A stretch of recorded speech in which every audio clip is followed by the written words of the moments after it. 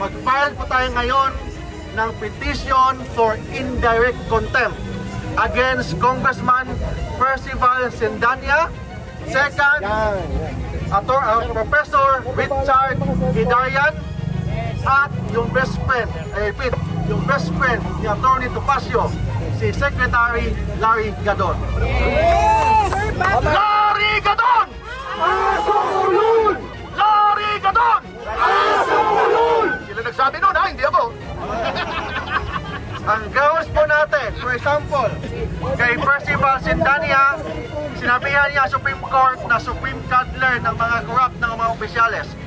Second, itong si Richard Hidarian, nag-post sa Facebook and sa Twitter niya na lahat daw ng mga justices ng Supreme Court appointee ng mga Duterte, therefore hindi independent ang Supreme Court.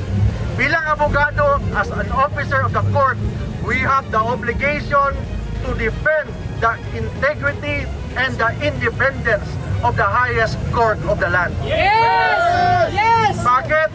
Kasi kung wala ng credibility ang Supreme Court, wala ng matirang justisya sa Pilipinas. That's why, as lawyers and as a Filipino, we have the obligation to defend the independence and the impartiality of the Philippine Supreme Court.